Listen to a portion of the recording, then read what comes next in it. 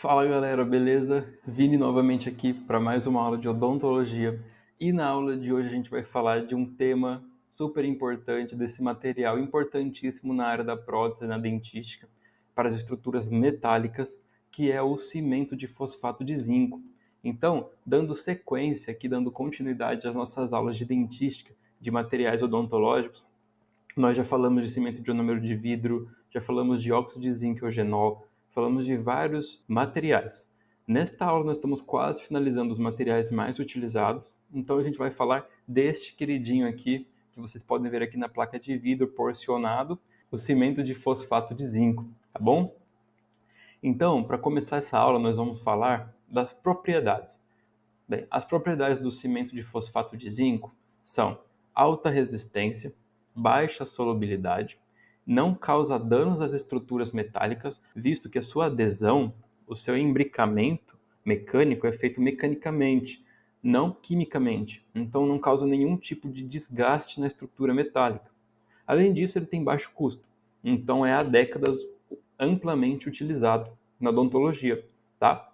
Como sua composição, né, ele é vendido em forma de pó e líquido, como pode ver aqui na imagem do slide. Tem o pó e o líquido. Então ele é porcionado dessa forma, sendo o pó composto por óxido de zinco em 90%, ou seja, a maior parte do pó é esse aglomerado de óxido de zinco e tem 10% também de outras partículas, como por exemplo o óxido de magnésio.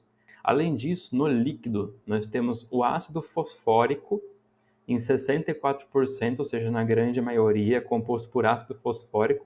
Junto a ele tem a água, facilitando, né, servindo de veículo para deixar o local, para deixar essa substância mais líquida e fluidificada, né, nessa solução aquosa de ácido fosfórico, certo?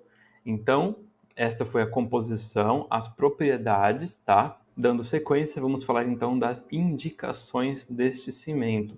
Este cimento de fosfato de zinco, ele é importantíssimo, utilizado há décadas como cimentação para coroas e pontes, tá? Ou seja, cimentação de estruturas metálicas.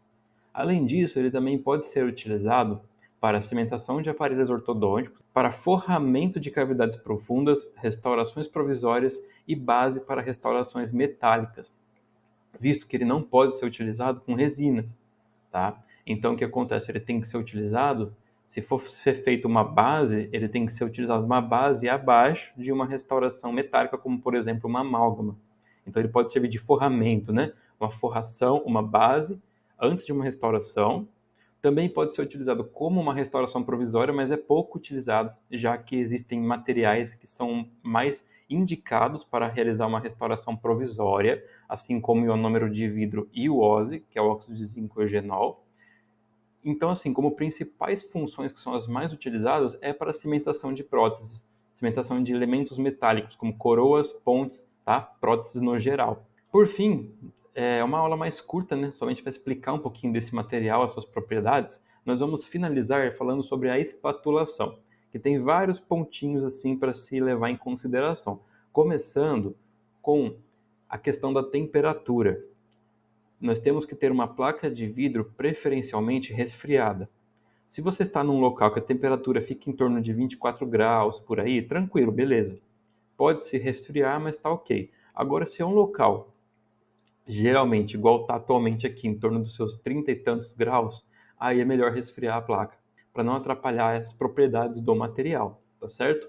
Então, então nós precisamos de placa de vidro, espátula de aço inoxidável, tá?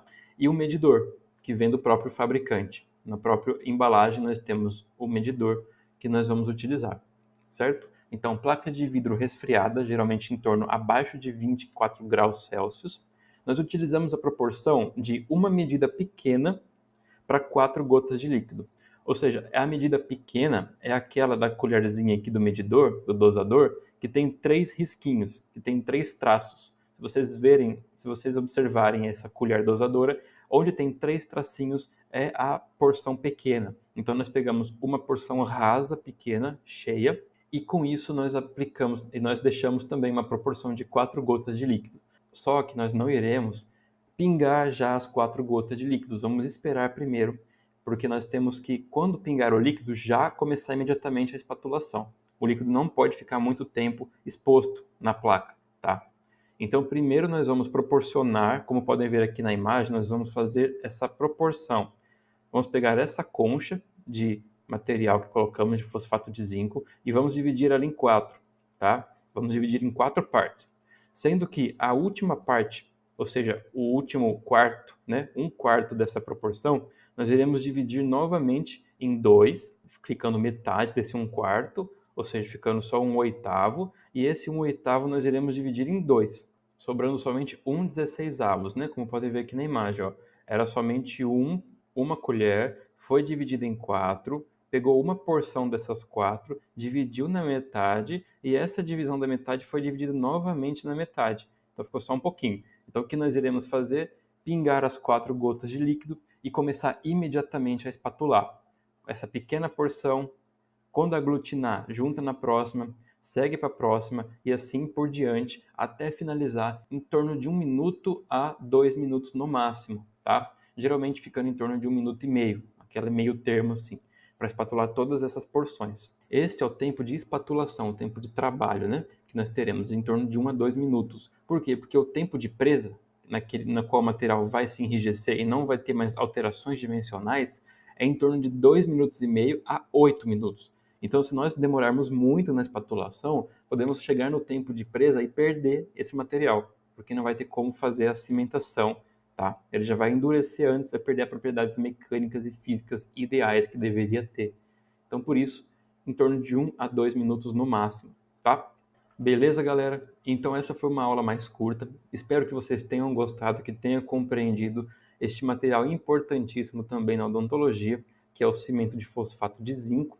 Em aulas futuras nós falaremos também do cimento resinoso, muito utilizado, cada vez mais utilizado, tá?